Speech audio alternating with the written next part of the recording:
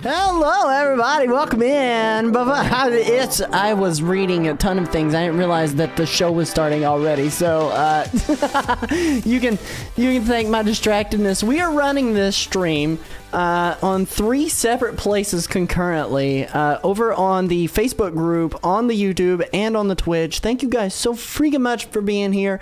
Welcome back to the Nintendo Rewind. I'm Cody Christian, and I'm joined by my co-host, Chris Becker, and we're rewinding and recapping last week for Nintendo. But before we dive in, Chris, how's it going, my dude?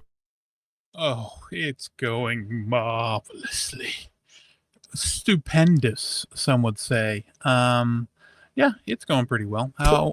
How the heck are you? How's your night going? I'm doing good. Well, right before I came down, I had to shoot you a message, and I was like, "Hey, kiddo's sick. I need to take care of this real quick." And what it is the poor boy is constipated. So we, as good dads do, we make sure that they're no longer constipated. So we had to take some time to try to fix that problem in my oldest. I feel really bad for him. He hasn't been constipated in quite some time, but it was something he was chronically dealing with for a really long time, and then he got out of it. But I think he's just like, he's built like me, where like sometimes I just forget to go and do a number 2, like the urge just doesn't hit and I forget, and then I gotta take care of it. So but he just doesn't take care of it. He'd rather not. But beyond that, like busy. He is busy. He's busy playing Minecraft and doing Procreate on iPads and tablets. It's, it is what it is.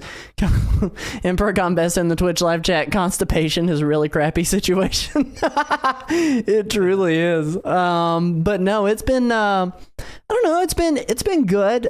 This past week's been filled with a whole lot of just kind of goofing around and playing a whole lot of Fortnite with you. And then hanging out with my kiddos. My sister came in, got to catch a couple of movies this past weekend.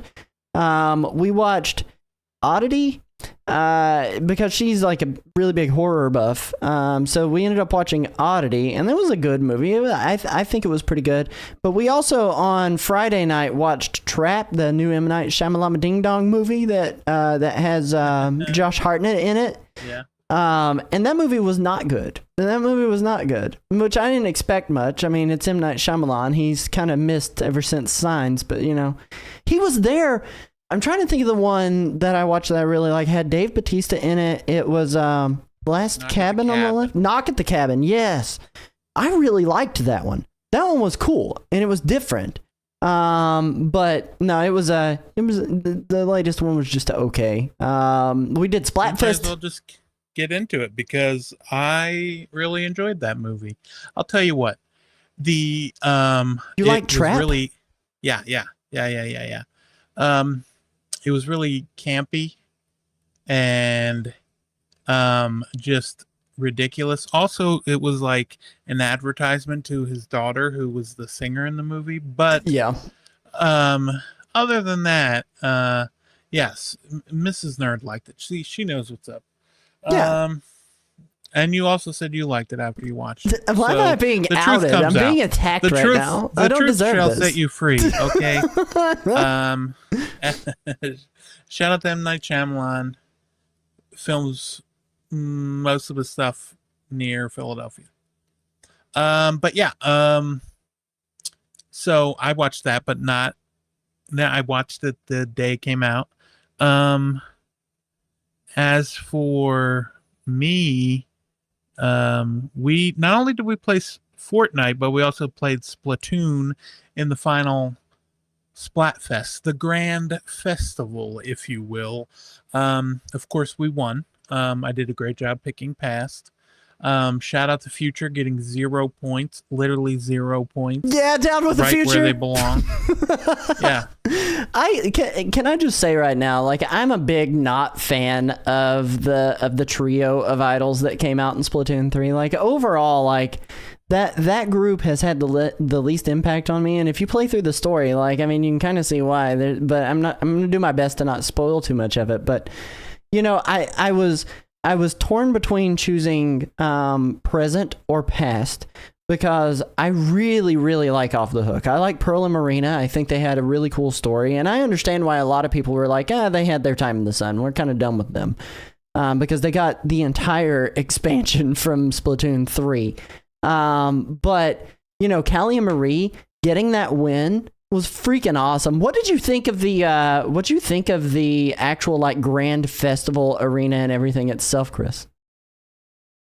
Yeah, I liked walking around it, and at first when I got there, it was like before like the nightly session started, and like it almost looked like when you go to like one of those fairs in the morning, like, and it's like before the lights go down, and it's like a carnival or something, before all the lights are flashing. It was kind of like that.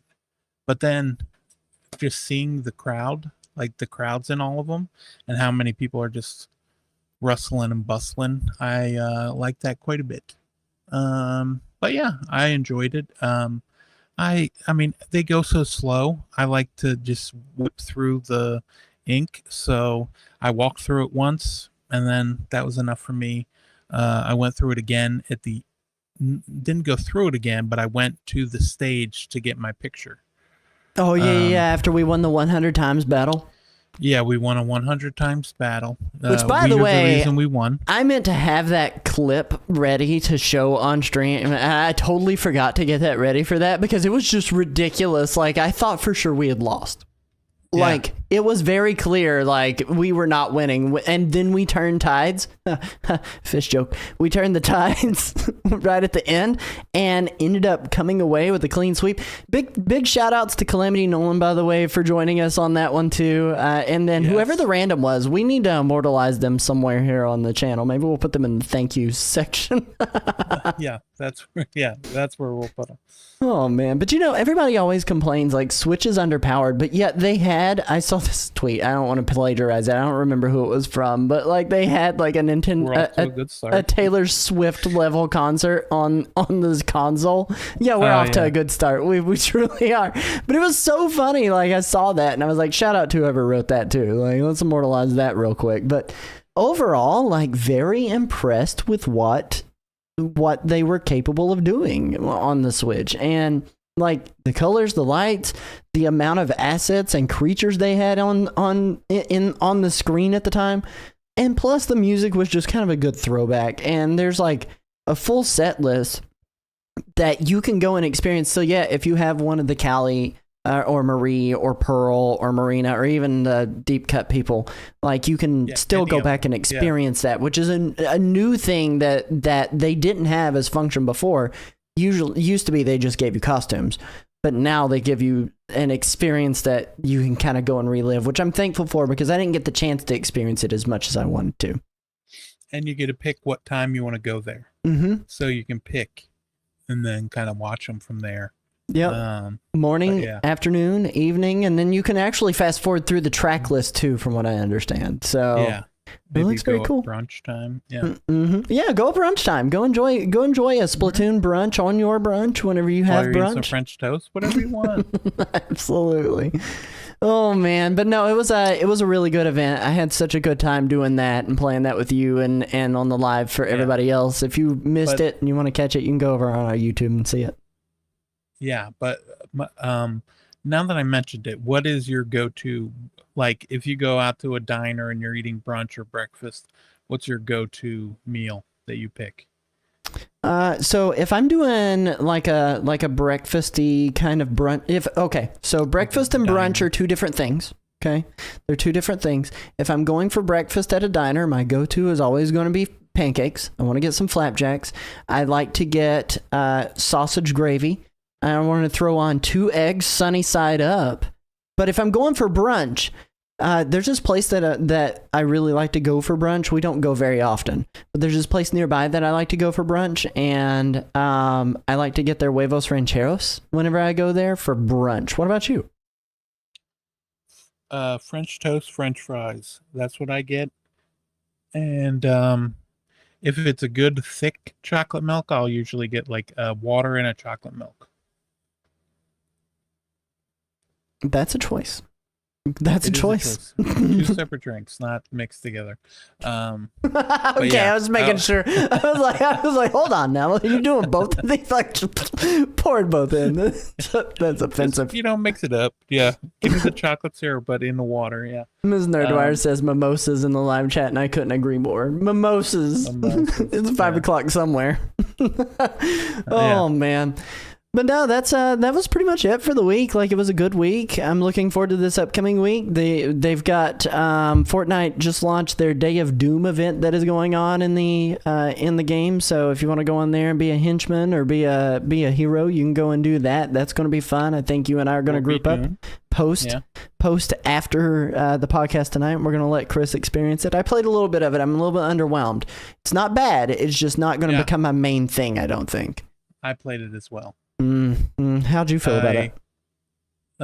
It feels like the big team battle where it's like you're constantly dropping down and then you can just keep dying, but they got the stuff. And then there's, like you said, there's only build mode.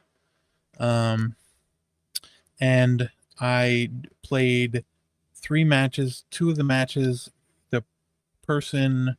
one of the people on my team was like a kid and was complaining that they got the villain again and quit, and they just wanted to be the heroes. But that's a choice. One thing I like, so the villains have a limited number of lives, and the heroes have unlimited lives, but have to get the stuff. And then the heroes spawn with random weapons, and the villains, the henchmen, every time you die, you come back with one more item. And then, like, eventually, by the time you are at the end, you have more and more items. And you got, like, a chance that when you die, you'll come back as Doom. Yeah.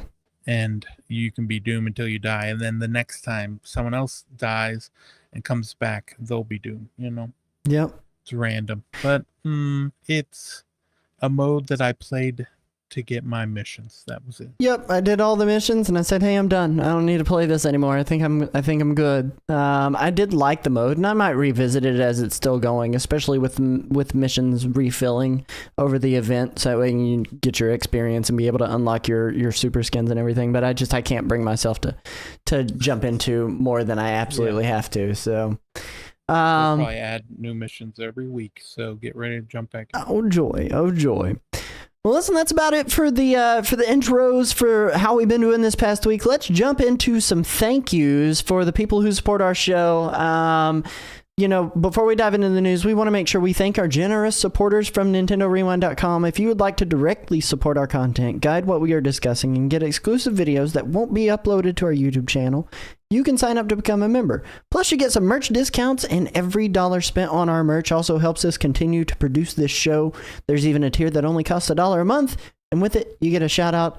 That said, I want to thank our members Calamity Nolan, Sierra Christian, and Shiny Bird for all their gracious support. Now, we're going to get back to the show.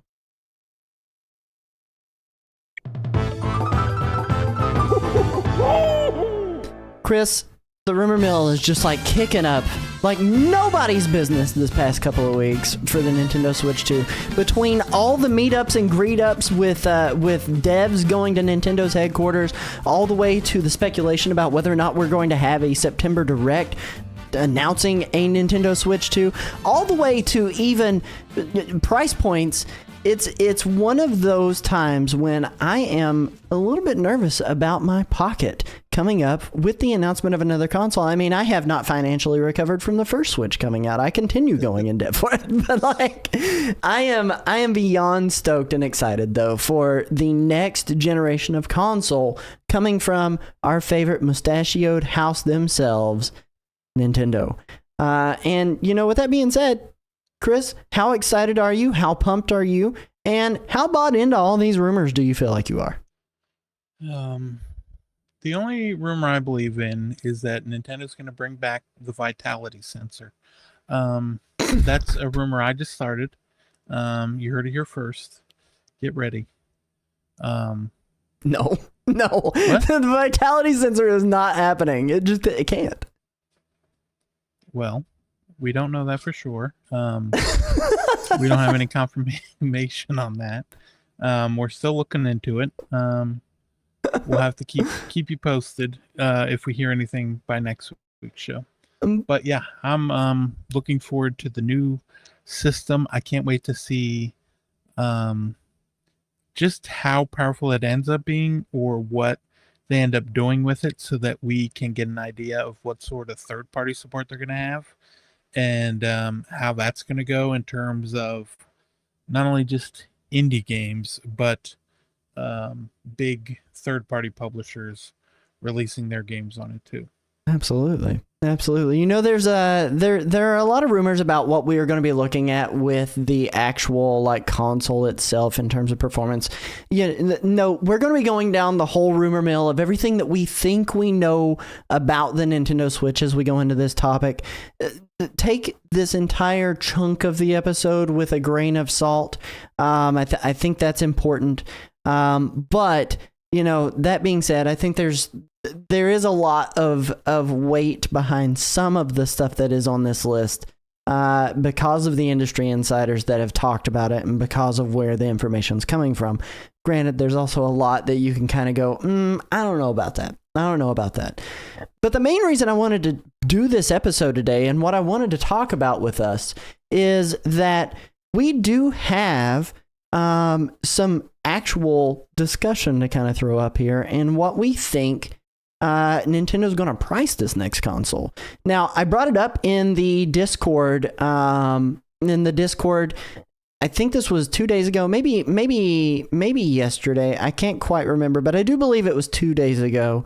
Over on the Nintendo Rewind chat, and I'd posted a poll over there and said, would $499 be too much to pay for the Nintendo Switch 2? That's $499, not $4.99. And the winner here might surprise you. If you haven't seen the winner, have you seen the winner in that poll, by the way, Chris? No. Okay. Do you want to take a guess over who you think what you think the winner was? Yes or no? Yes. So you believe it was yes? I think so. Okay. I'll just say that. So in the Discord poll, it was 75% no. 75% of people would be willing to pay $499 for a Nintendo Switch 2. Whatever that may be, they're willing to pay that. Now, keep in mind that the original Nintendo Switch launched at a price point of $299.99. The OLED launched at $349.99. So that is, from the OLED, a $150 price hike, right? Yes. So, but I also posted this poll over in the Facebook group and asked, and a 62% of voters on there said that it would be too much to pay $499 for a Switch 2. So, I mean, it's a little bit split, but I would say almost overwhelmingly, people between even the two polls, because of the amount of votes that were in each of those, the percentage is probably closer to about a 55% of people would say that would be too much, averaging it out between those two polls. So, part of me is like, $499 is a little pricey. Now, when I posted about the episode on Twitter, you had something to say. And when you reposted the episode, what was it you tweeted, Christopher? I believe I said something along the lines of, I hope it's $800. You did. You absolutely did say that. And I said, please don't do that. My pocket cannot afford this already. It's already empty. So, all in all, I think, yeah, like I could see us getting somewhere in the ballpark of $400, $450, I think realistically is what I would be maxing out on my willingness to pay at launch for a console that's likely not going to have a whole lot of software support. They'd have to really sell me on the software for me to pay more than that. But, you wouldn't get it if it launched. I think if it might. It was $500 and it launched with 3D Mario. Well, that's where I would consider it. Like I said, it would have to have good that's what I software to thought. justify it. But if it was just another Zelda game, I don't know that I would jump into it day one. I don't know. Just another Zelda game like Breath of the Wild was. Yeah, It's just enough. What that's the if it is a flexifier. Breath of the Wild remake? That's what they have on launch day for the Nintendo Switch 2. Oh man, wife in the live chat saying he's gonna get it no matter what. You know, that's probably fair. That's a fair statement to say. But you know, I brought this up because this past week, PlayStation 5, the Sony people had came out and they stated they had a price point for a new product they were bringing to market, and that new product was the PS5 Pro. And that price point was absolutely, I mean, I could hear the moths flying out of millions of Americans' wallets. That price point was $699 for a PS5 Pro. That's more, honestly, like that's over halfway to a decent PC. Like something that you can just like get out of the box and play every video game on Ultra on. That is more than 10 copies of Tears of the Kingdom or Mario and Luigi Brothers ship when that comes out. Right, yeah. Like, yeah, but at the same time, the PS5 Pro, you could still get the PS5 for what is it, $450 now? yeah. Well, in and I Japan, feel- though, they had an increased price. They got an increase of 90 US dollars. Now, it's not US dollars there, it's the yen, but they have a weak yen. So, I mean, even the PS5 regular had that price hike of $90. 900 yen, whatever. Right, exactly. I think the people that will 9,000, Hey. not 900. I just realized my error in my calculation in my head. yeah, it was $9 price rate. But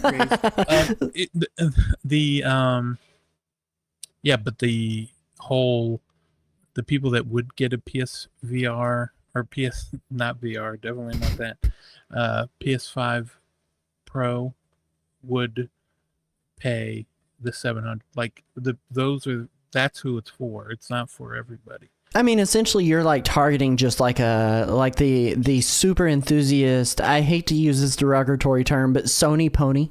Like that's who you're targeting with that price point. Like you're not hoping new customers come in and buy that. You're hoping your diehards do. Is that what you're saying?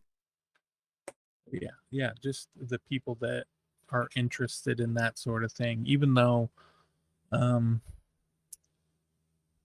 Digital Foundry got a hold of the footage. Mm-hmm. Like Sony sent them the footage that they had. And it was smart for Sony to send it directly. Right. But the problem was, it was like, what was it? The Alan Wake 2 was running at like 846p or something. And then Oof. it just used the PSSR, the pisser, This toilet. to move it on up. So AI upscaling essentially is what you're talking about there, right? Like essentially, Yes. like using something to upscale. It's something similar to like DLSS or whatever. Yeah. I don't know. Like when I saw the footage that they showed during the presentation, and I know everybody's probably out there going, why are they talking about the PlayStation 5 on their Nintendo podcast? Like, just stick with us. I promise it will all make sense. But, you know, when they posted the footage, and it was like looking at a freaking, the spot the difference in a highlights magazine from the 90s kind of thing. I could not easily see what was different about PS5 to PS5 Pro. Yeah, you had some added birds, and maybe they had a few more NPCs that were in the background, and maybe the grass was moving at 60 frames per second instead of 27. I don't know. But it is one steep price to pay for such a minimal upgrade in tech. And that kind of brings me to where I kind of questioned, and you know, I posed the question over in the Discord, and it got a lot of people talking when I asked the question. With Sony's price point being $700, how much is that going to inform Nintendo on how much they think they can get away with charging for the Nintendo Switch 2, whatever that may be? And I mean, even beyond that, is the backlash from that, the memeing from that, going to scare them away from being okay with charging $500, $600 for a Nintendo Switch 2 in a day and age where inflation is at an all-time high, and part manufacturer is so hard to find and hard to source? And granted, it's gotten a lot better since 2020, but the question that I have there is, will it either make them more comfortable to charge more for it, or will it make them scared to charge what they need to make it a sustainable console for them? Because Nintendo has been known to just like slash prices pretty dramatically when things aren't selling that well too. And do we see a price slash post the launch of the console itself? So I think those are the three things that I kind of want to say. I would say before we dive into everything we think we know about the Nintendo Switch, because Netist, who is a member in the community here and a pretty active member over on the Discord, he had a statement on it that I thought was pretty fair, and he said, "Seems silly to talk about price before anyone has any specs." He's absolutely right. Okay, because we don't really know what Nintendo is charging us for. Emperor Gone Best in the live chat here says, "I voted no, but I figure Nintendo will add some new tech to justify the new console as well as the increased price." So we don't really know what we're dealing with yet. But before we dive into this, I'm going to put my line in the sand and say, I think $500 is too much to charge for what I assume right now that we are getting. How do you feel, Chris? I feel like, especially with, Nintendo as a company, they are worried about the price pretty much all the time. Like, they were worried that the Virtual Boy was going to have to cost $250 if they added color to it. So they did the red and the black. I think that held them back too, but that's it held one them take. back, but it got them to release it at the price they wanted. That's the problem that I'm running into, or the fear I guess I have, is that Nintendo will do the same thing, and they'll be like, you know what?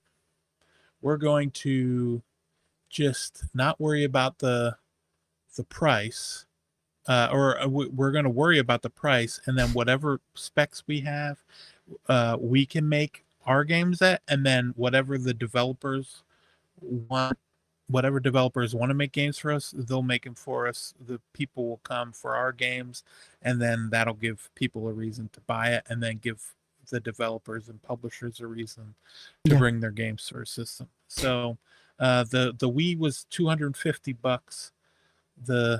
They had the two different models of the Wii U, and then Switch was $299 at launch. I think this will end up being $399, and then there will be like a $450 version, so that they can be like, oh, it's $399, but really the one everyone's going to want will be the $450 version. I don't know what the difference will be, but they'll figure out something. Absolutely, they will figure out something. I mean, that's kind of in Nintendo's history. So, let's do a rundown of the current rumor mill, and these are things that I pulled from various sources on the internet. I'm not going to have all the sources on all of this because I don't think it's that important to have the sources on this, because it's rumors and I don't want to be directing anybody to anywhere that's going to give them inaccurate news. Because again, I am telling you guys, listeners at home, this is currently inaccurate news. We don't know exactly if any of this is true, but this is what we feel pretty comfortable and confident in sharing with you guys based on what we do currently know. So the first thing here that is on this list is an announcement within this fiscal year. Now, Nintendo's fiscal year runs through March 31st, 2025. So they've already said that the Nintendo Switch 2 is coming in 2025. I would highly doubt that they wait any later than after this fiscal year to be able to announce what they're doing. And, you know, I think Chris probably feels a lot the same way, right? Yeah. Okay. I think we'll get it sooner rather than later. Yeah, absolutely. Which that does bring me to the next rumor, and I'm a little more iffy on this than anything. I have said from the beginning, and I've said it on multiple episodes, I don't think we're going to see an actual reveal of it until October at the earliest. But there was a pretty hefty industry rumor that said possibly September for the announcement. Now, we have like 2 weeks left. You had something you wanted to say about that, though, and then you said, we'll just cover it on the show. What were you about to say on that? That's a great question because I don't remember. I think it might have been about the people going in, checking it out, and then other people. I saw the tweet that they had where they announced it. Mm-hmm. That they were going to reveal it like in the morning, and that was at like an 8:30 Eastern when they posted it, and then they posted it like first thing in the morning. So if they do end up doing that, I mean, it's got to be, if they're going to do it in September, it's got to be this week. If they don't do it this week, I don't see them doing it the week of Zelda. It just doesn't make sense to me. Right. I think if they don't do it this week too, like with the week of Zelda happening, it would detract from that launch pretty heavily. And in all honesty, like I don't see them doing it this week either. Partly because there are two reasons. Partly because of Zelda, but also partly because they don't have to. They really don't have to. There is enough time and enough runway between now and April 2025 to wait to do their marketing run for this. They're going to want to sell Zelda. They're going to want to sell Super Mario Party Jamboree. And even then, they're probably going to want to sell Mario and Luigi Brothership pretty hardcore, but that's not until November 7th. But again, they have that full month of October, and I think detracting from Super Mario Party Jamboree is not quite as much of an issue. So I don't know. The only thing that I think that will force their hand on revealing this sooner is if manufacturing, that random worker in China decides to get on the China's internet and use a VPN and post pictures of what they're seeing as they're working on it. That would be the only thing that I could see Nintendo wanting to get ahead on. And there was a rumor earlier this week from a Chinese factory worker that said that they see it. It currently has the Nintendo Switch 2 logo on it, and they know what it looks like. I don't know how true that is. I don't buy that necessarily because why didn't they post a picture of it? And they said it's got a bigger screen with a smaller bezel. Yeah. Bigger screen than the OLED with a smaller bezel. Yep. So that'd be the only thing that I see them wanting to beat to the news, is beating a leak coming from a factory worker versus them just coming out outright and saying anything. And I think that's part of why all the devs this week went to Nintendo's headquarters. Not all of them, clearly. Like not every dev in the world, but a lot of the bigger name devs that they want as third-party partners and publishers went to Nintendo's headquarters to possibly get hands-on with the Nintendo Switch. Now, we don't know what they were there for. We just know they were there. Or given specs and then shown like, oh, these are the new features that we have. This is what happens when you got two screens hooked up. Yep. Stuff like that. Two screens hooked up. We'll come back to that. Rumors of a base MSRP of $400, or $399.99, but $400. It's going to be after tax. It's going to be higher than that anyway. So you got to get that $399 in there. Oh yeah. But $400. That seems fair That seems fair. Again, kind of along the lines of what you were talking about, $399.99 to $449.99. $450, yeah. And there is rumor of 2 SKUs. Now, the current popular theory on this is that it's a digital only version of the Nintendo Switch that won't have a cartridge reader or anything like that. The secondary piece here, though, is that the other one would be physical media, which means that you would have a cartridge reader or whatever form of media they decide to go with on this next one, which is reader, yeah. I fully believe that it's going to be cartridges again, just like what we have with Nintendo Switch. They're just cards, yes. They're just going to have like a little tab on it, just like they did with the 3DS. The 3DS, yeah.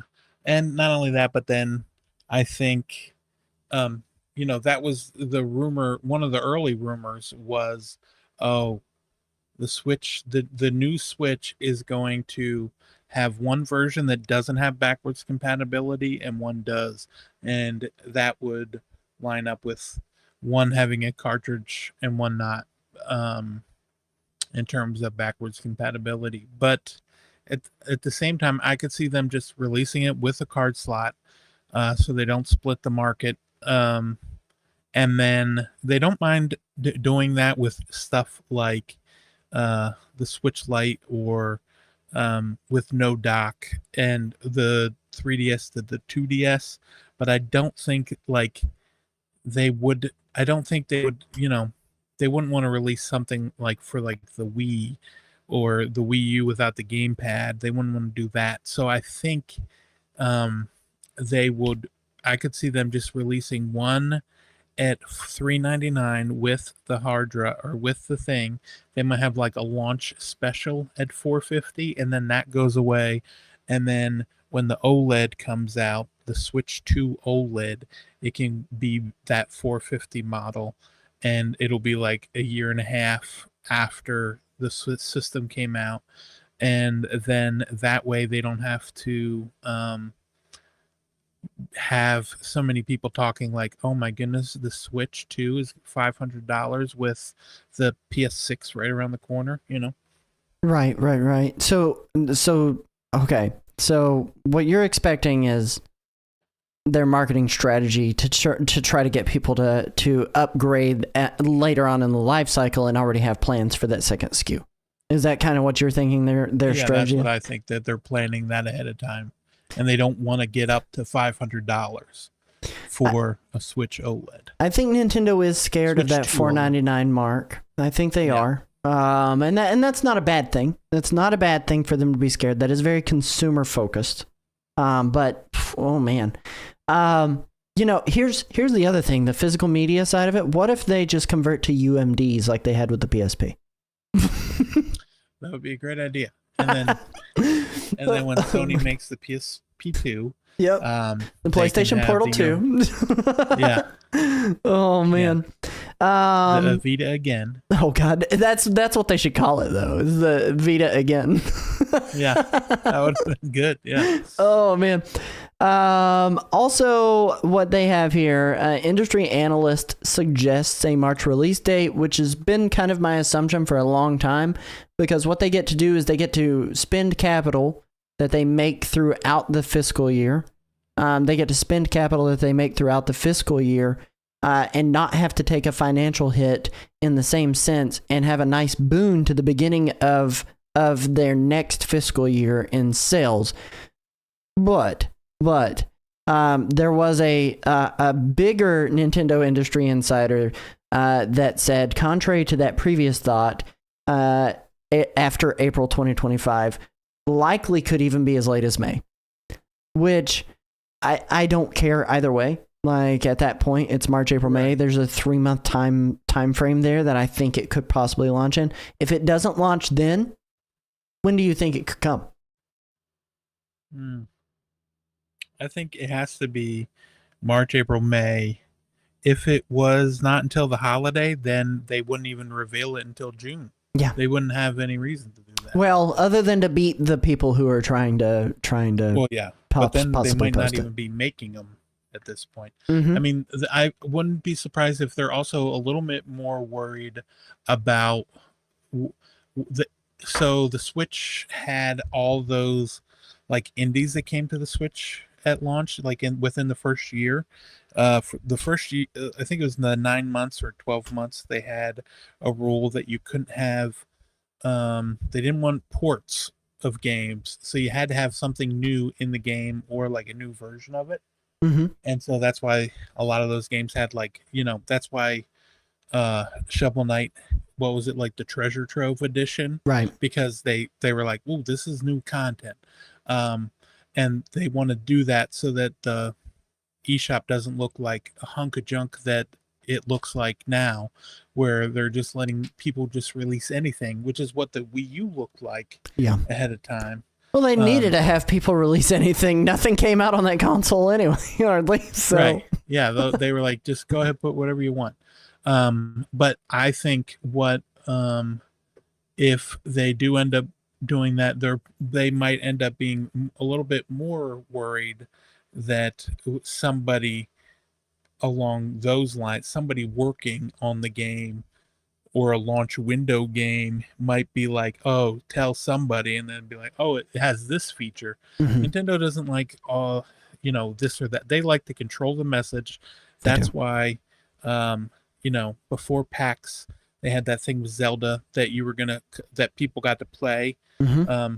And then was it last year, before Mario came out, before that PAX, I think it was, right before the PAX, they had the playable demo. Mm-hmm. And they revealed like the Elephant Mario and all that other stuff. Absolutely. And I think they're gonna want to get ahead of it. So I think it's just I don't know when they're gonna do it, but hopefully sometime soon, just because I want to know what it is, and I'm tired of just speculating about it, for like just the whole entire internet, at least the internet that I'm a part of, are talking about what they think the next Nintendo Switch will look like. Absolutely. And what it'll do. No, that's kind of the whole the Nintendo community in general is like, what is the Nintendo Switch 2? Is it the Nintendo Switch 2? Is it the Nintendo Advance? Is it the Super Switch?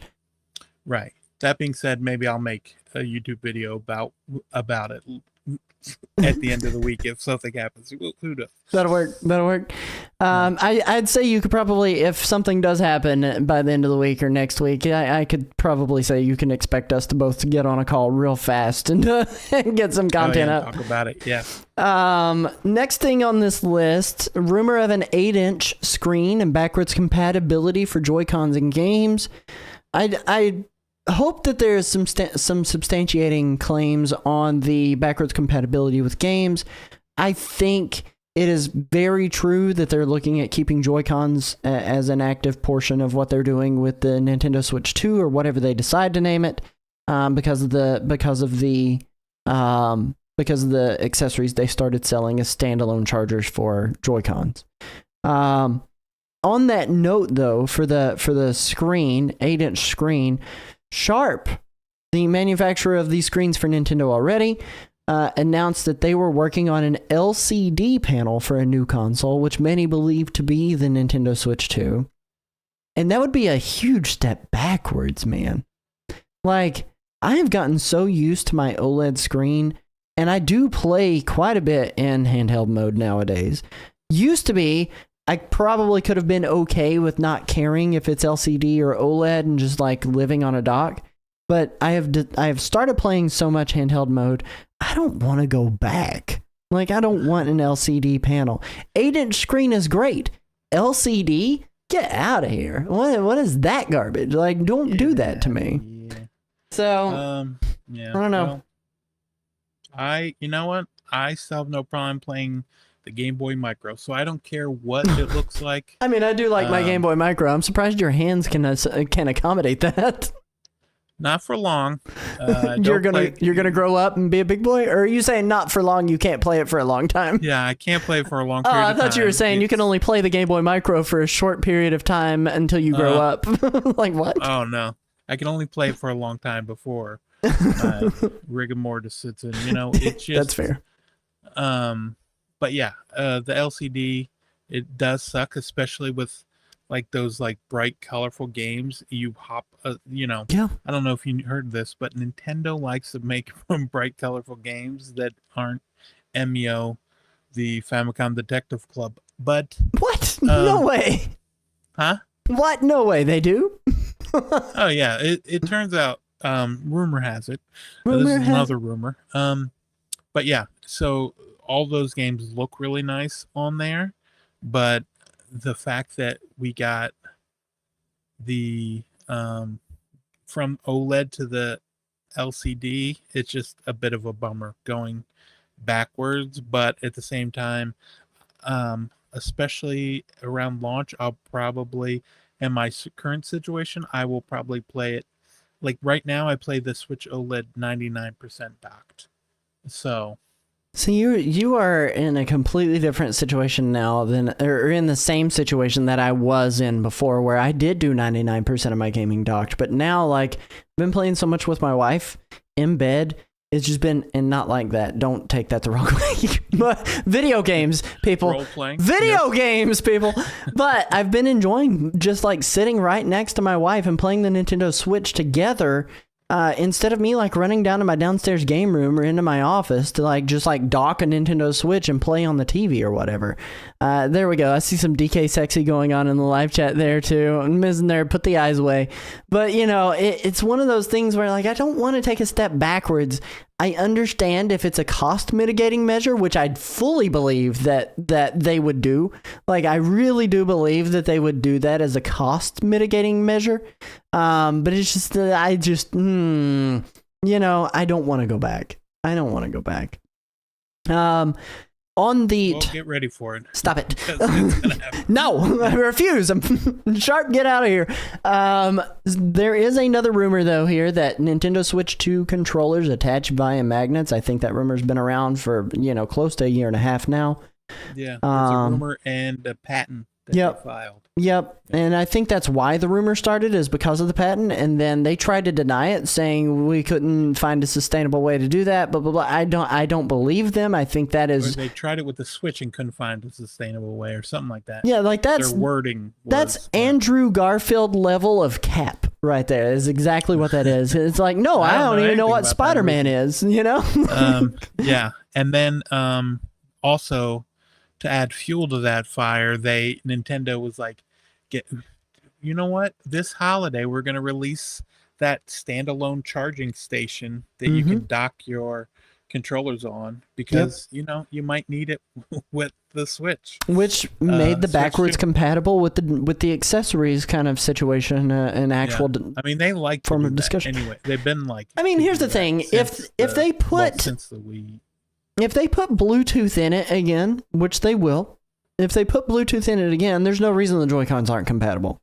They'll have the same amount of buttons. Like you can use them however unless they pull a Nintendo 64 or a GameCube with a weird button layout, which I don't think they will. It is pretty uniform with gaming standard all the way across the board now. So Yes. the other piece here, though, so the rumor for the reason for the delay. So we talked about them. There was a rumor that had said we could expect it holiday. That didn't happen. Then there was a delay to March again. That would be within the fiscal year. And now people are saying, hey, not until April, May. And the latest reason that they believe, and they're calling it a delay, it's not even a delay. They haven't announced an actual date. It's not a delay, but in the sense that we can call it a delay, they're saying the reason for the delay is that Nintendo was holding back launch to ensure console supply, which Nintendo had said during Mr. Furukawa during an investors meeting, said literally his plan to combat scalpers was to over manufacture. I mean, that's straightforward. I think this claim can be substantiated to that extent because they want to match manufacturing supply and demand. But I don't know that you can't really call it a delay. That's where I'm just gonna say I'm not gonna stand by that. But I think there is a delay in launch of this console to ensure supply is there. also on that note, there was rumors that AMD was bidding hard against Nvidia to be the manufacturer for Switch hardware, PCBs, and all that other jazz. I doubt that, because it is way too close to launch for them to now swoop in and take Nvidia's spot where they've been with Nintendo for such a long time. Like, I don't think there's any way that they're gonna swoop in and take that over. Like, I would just be impressed if they did. At that point, like, Nintendo is just kind of like dealing with the mafia, which in a lot of times that's somewhat true, but like, I don't know. Especially if they want the backwards compatibility. Right. You know, it would be much easier if they're talking to each other. NVIDIA on the Switch, NVIDIA on the Switch 2 makes it much easier. I mean, you don't have to try to emulate NVIDIA's architecture at that point, you know? Right. Yeah. We can expect, so here's the big thing, back to the NVIDIA discussion. I think we can expect Nintendo to stick with a system on a chip design from NVIDIA. Likely it will be a next gen take on the Tegra X1 chip. For those not in the know, the Tegra X1 chip is a system on a chip. They put it in a lot of mobile phones. And there's a lot of things that it's capable of, especially on stuff like Android. One of the big targets there is DLSS, which is a way to kind of do what Chris was talking about earlier with the PS5 Pro, to artificially inflate pixels, make resolutions look better. In some cases, get RTX level lighting and shaders to work within that console too. It's just a way to make the performance look like it's doing better than it actually is.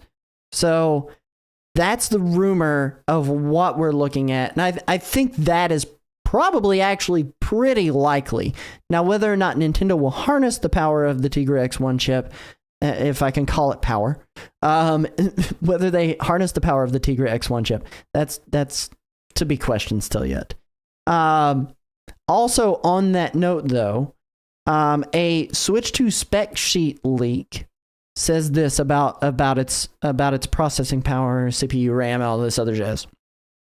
It says that it will have an 8-core Cortex 7/8AE processor, 10 streaming multiprocessors, 8 gigs of RAM, and just 64 gigs of eMMC storage. Okay?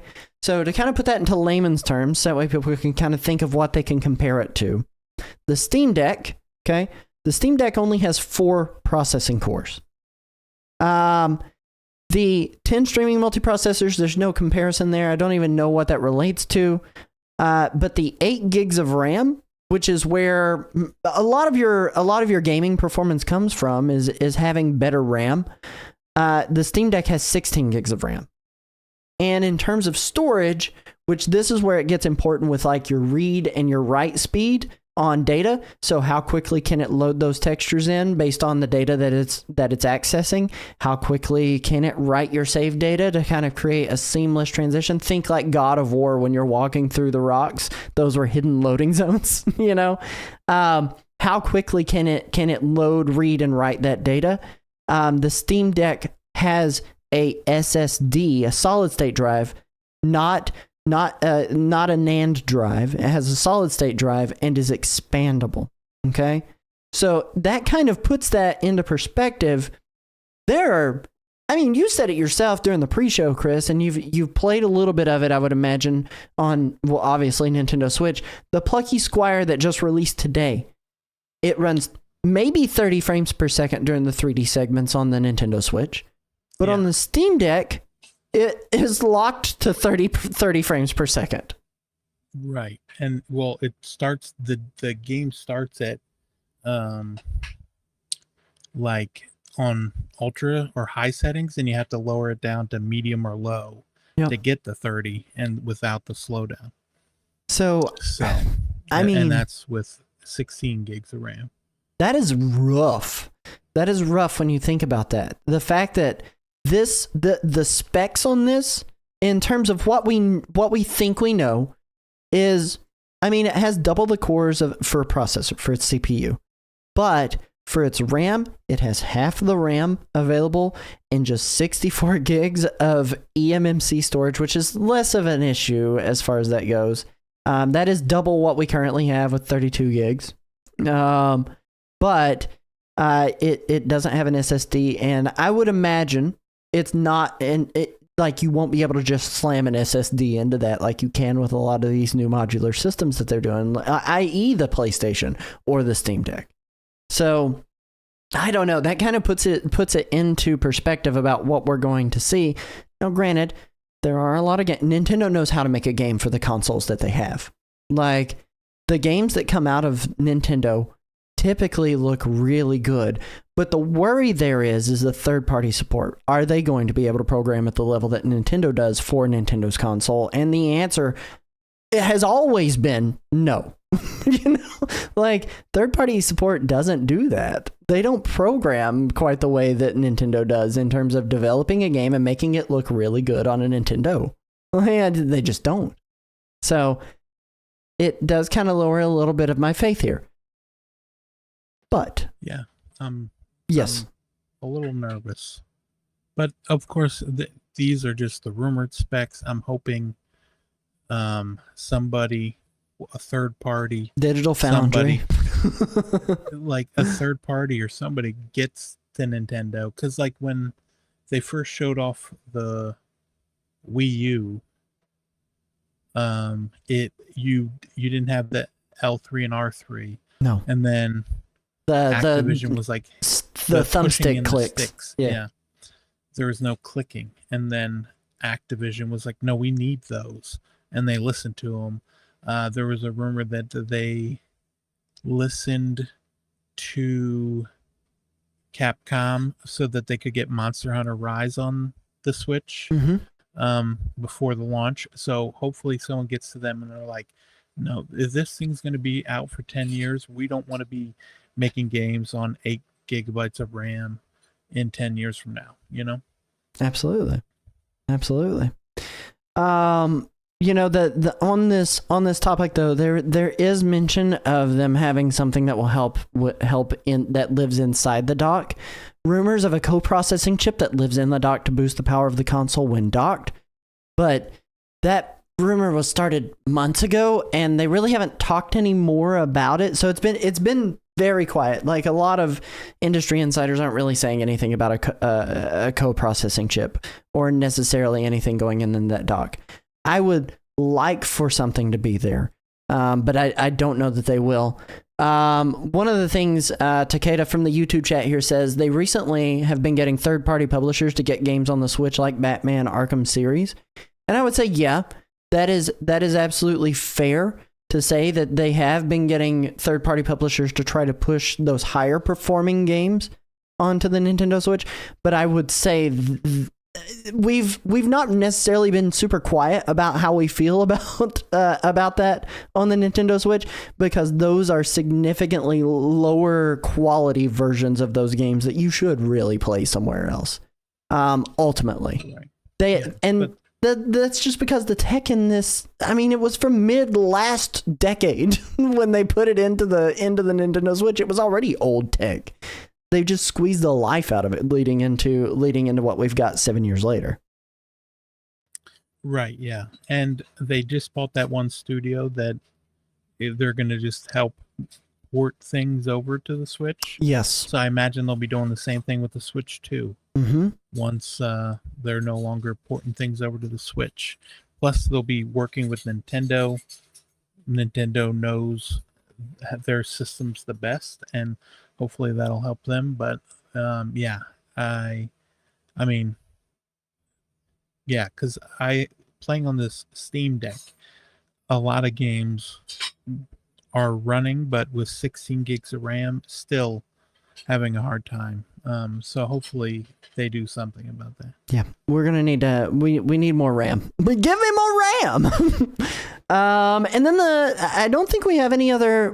That was actually the final rumor that I felt comfortable talking about on here, that I felt like had any kind of substantiated claims.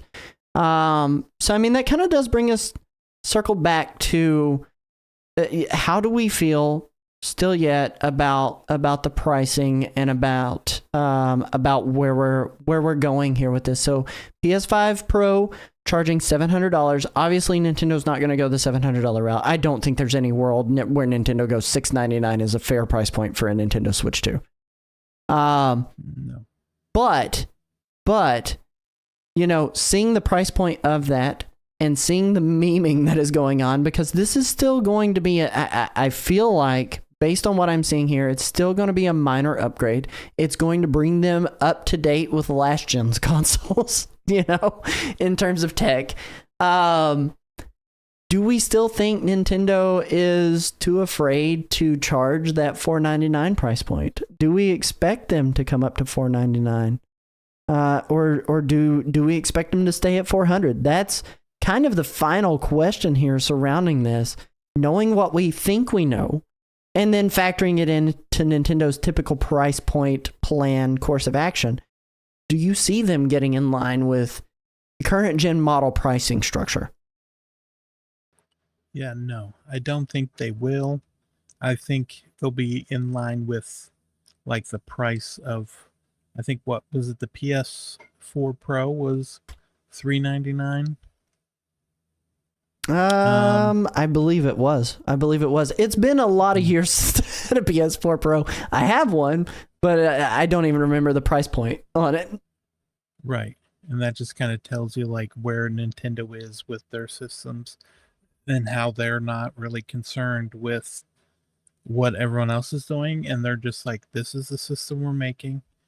I guess with the other systems kind of being similar to like PCs where you can kind of just scale it how you want. I'm imagining Nintendo is banking on that, helping the fact that devs and more portable PCs and portable handhelds for PC gaming. I imagine they're banking on those to be more that way they can get more support. Plus, people like to have their games on a Nintendo system. Yeah, I would agree with that. What about you? Honestly, I'm with you. I prefer to have my games on a Nintendo system too. Like I prefer to play my Nintendo Switch.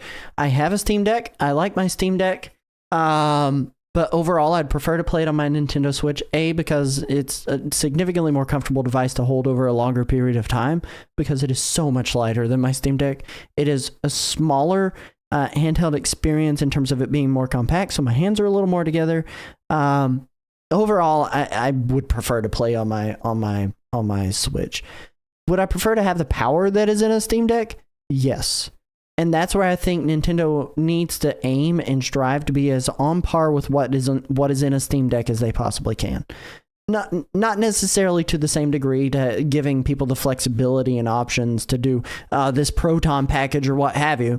Like, I don't need that. That's what kind of keeps me from playing my Steam Deck more than anything, is the fact that I have to screw around with Protons and settings just to get a game to run just okay on that console.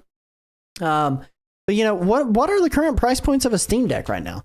Let's go look and see. Because I genuinely cannot remember what the price points are on those. Right now they got it on sale.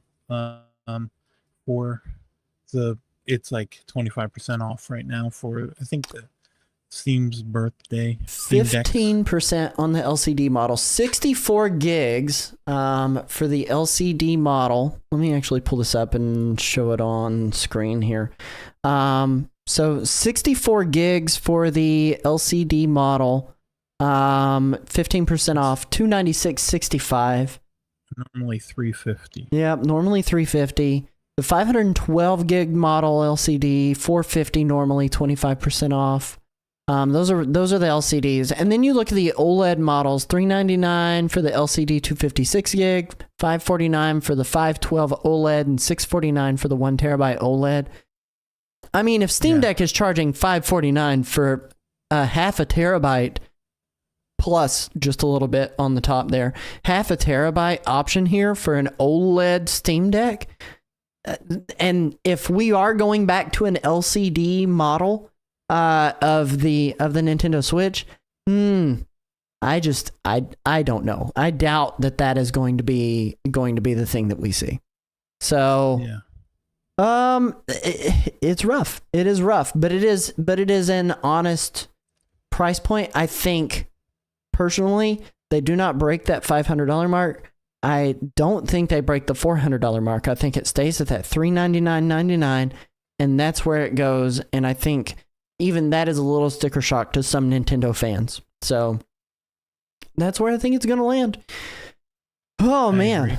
That was a lot of info. That was a lot of stuff to go through, and a lot of things to be excited about. I am keeping my fingers crossed. I do want to see so much more coming out of Nintendo's production warehouse, and hopefully we see something within the next 2 months. That's kind of where I'm landing, is more so in October for a reveal. But until then, keep your eyes posted here on Nintendo Rewind, either on Twitch or YouTube or wherever you're watching this. We're going to dive into the Nintendo Fast Forward with our upcoming releases. Hang tight.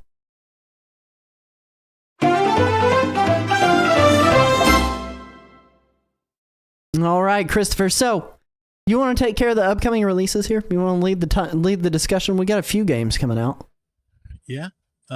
We got one. I think we talked about it kind of at the end of the week, or at the end of last episode, with it being today, the day of the episode.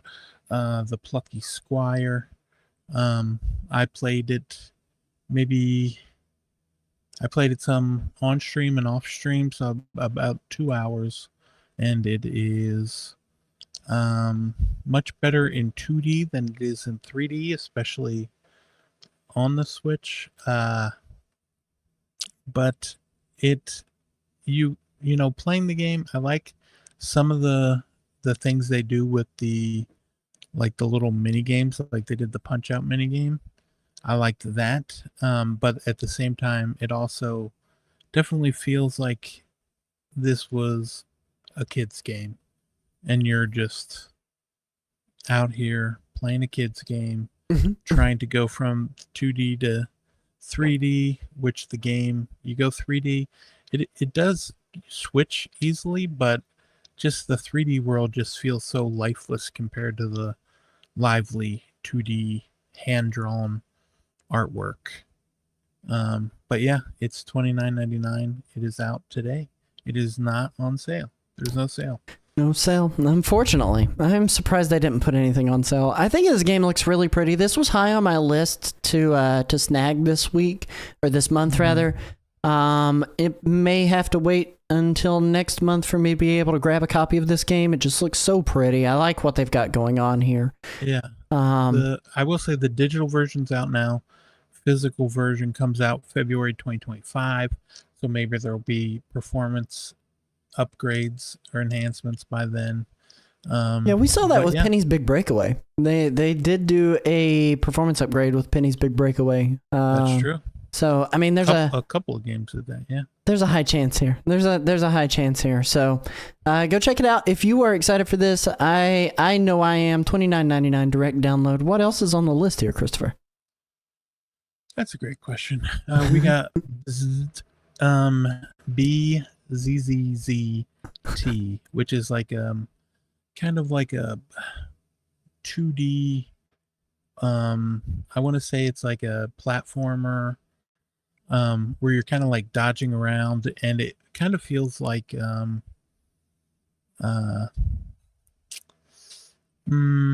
what if it's kind of reminds me a bit of Mega Man meets Meat Boy, but you like get abilities and powers. I played the Steam Nexus demo, and I enjoyed that. I don't recall the price of this one. This one is $14.99 regularly. It is on sale right now for $11.99. And it's on sale for pre-order. So it is out on the 19th though. Okay, yeah. So you have until the end of the week to figure out Yep. whether or not you want it. But yeah, This game was also enjoyed- high on my list too, though. Like, I like the way this game looks a lot. The pixel art's beautiful on it. Also, this is very much up my alley. You know what it kind of reminds me of more so than Meat Boy is. Did you play Elec Head? Elec Head? I can't. And Oh yeah, that.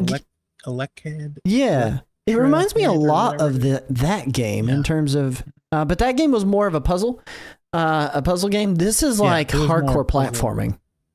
Yeah, this is much more platforming, Mega Man-y. Yeah. It's out the end of the week.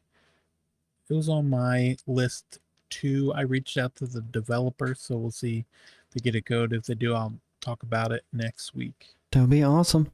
That would be awesome.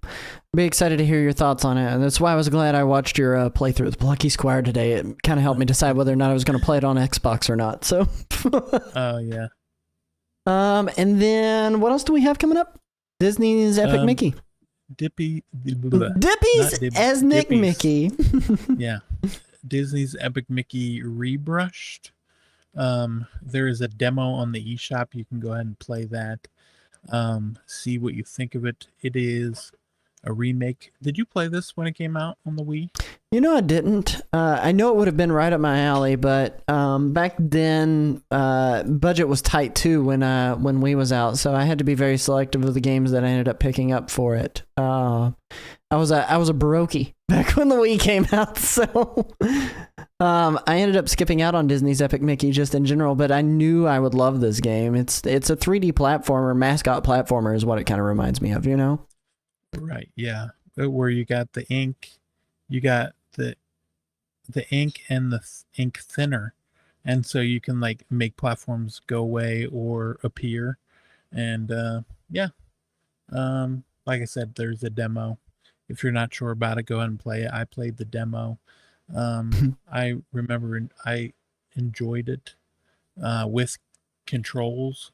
As you know, I wasn't using the pointer controls, but just the regular Pro controller. And yeah, I enjoyed it.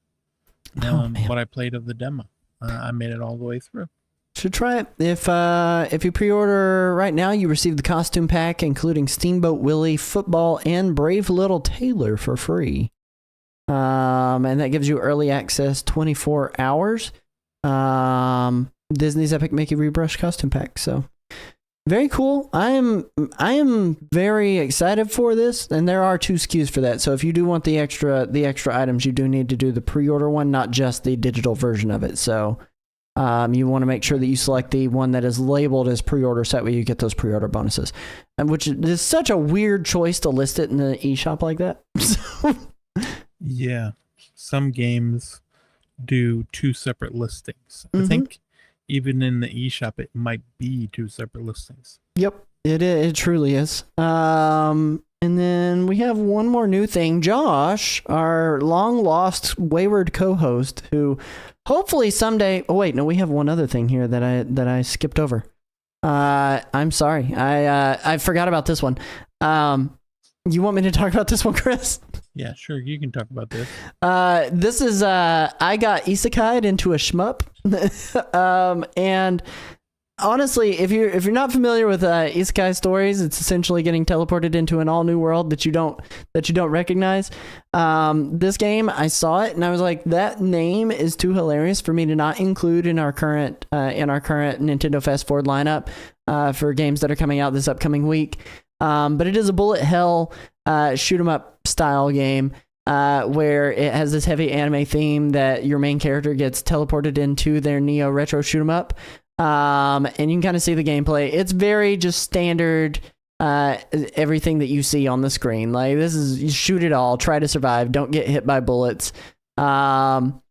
My favorite one of these games is Ikaruga. I don't know if you played that back on the GameCube days, but it was my favorite. Yeah, on the Dreamcast. Yeah. Yep, Emperor Gombess in the live chat. I got isekai'd into a Skibbity Toilet fan fiction.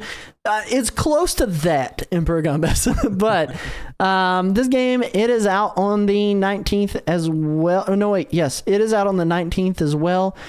There is a demo for this available, so you can try this out. I know I will be trying this out on my own.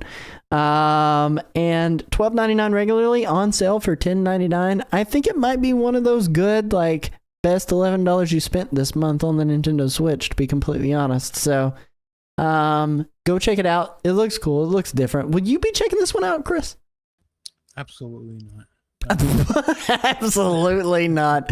You should apply for a code. I guarantee they'll send you one. They probably are desperate for someone to play it. So, I'll give it a shot. But go check it out. It's just it's super funny to me. And then we do have one more announcement that we got earlier today. That Josh sent us right before we went live, and it is the September Super NES update. What games did we get, Chris? Great question. We got Battletoads and Double Dragon. We also got Big Run, Cosmo Gang, The Puzzle, and Kunio-kun no Dodgeball. At whatever else it says. But yeah, we got 4 SNES games. I really like the dodgeball game. I played it on the GBA, Super Dodgeball. I really like Super Dodgeball. I think Super Dodgeball's good. Yeah, or Dodgeball Advance, maybe they called it. This is from the this looks like from the Crash and the Gang, River City devs from back in the day. Obviously Namcot, but like that team that did those games. Right, yeah, that's the Kunio-kun. I think that's that in Japan, that's what it's called. I think it might have only came out in Japan on SNES, and so that's how we're getting it. Hey, finally another game that comes from Japan that's not Earthbound Mother 3. Yeah. Oh man. But no, these are all free for you to be able to play as long as you are paying for a Nintendo Switch Online membership. So you can. That's how free works. Yep, that is exactly how free works. You can freely play these if you are paying them. So, oh man, we love this. We love this world we now live in. But I don't know. It's always nice to get some more free stuff. I just really wish that they would bring us more free stuff more often. And maybe I'm wrong for that. Who knows? Give us more Game Boy Advance games, N64 games. Not just one N64 game every 5 months. Right. Why not just one 64 game every 5 months? It's totally fine. It's totally okay. They don't need to give us more than that. I mean, they already ran out of the good ones, but still. Absolutely. I mean, well, hold on. On the N64, they ran out of the good ones? Okay, moving on, you said. Glover's not there yet. Yeah, there's a reason. It's the good one. Oh, man. Quest 64, is that on there yet? Of course not, no. It's another good one. They're missing out. Suzish says, all I want is the GameCube Animal Crossing, and Nintendo are too cowardly to give it to me. I think it's because they don't care about us. So, Oh man, Nintendo proved me wrong by sponsoring this show and turning us into the new Nintendo Power. They won't. Cowards. That being said, that does bring us to the end of the show. Chris, thank you for doing this episode with me. This was tons of fun. Thank you so much to the viewers over on Twitch, on YouTube, and in our Facebook group. If you guys would like to check out all those things, there are links available on our website, so that way you can go and try out all the things. But Chris, where can they find you, my sir? Where can they find you? Pretty much everywhere as Super Nintendo on everything. You can get me. What about you? Where can we find you? Oh, I'm Nerdwire Plays on pretty much everything. Just about actually everywhere. But if you go to my website, nerdwireplays.com, you can find all of my stuff. Links to everything, my Twitch channel, my YouTube, my TikToks, and Instagram, whatever else you can possibly think of. Although I most regularly post on Threads and stream over on my Twitch channel. That's mostly where you can find me. But where you can find this show. Remember, you can catch all our past episodes in video form over at youtube.com/@the Nintendo Rewind. Please visit our site for links to all of our social media pages at nintendorewind.com, and to consider supporting the show through memberships on our site, where you'll get bonus content only available there. I want to thank you guys so freaking much for watching. Remember, you can catch us live weekly right here, Tuesdays, 9:30 p.m. Eastern Time on Twitch, now YouTube, and our Facebook group page. I appreciate you guys hanging with me. You guys have a good evening. Take it easy and be kind. Please rewind. Peace.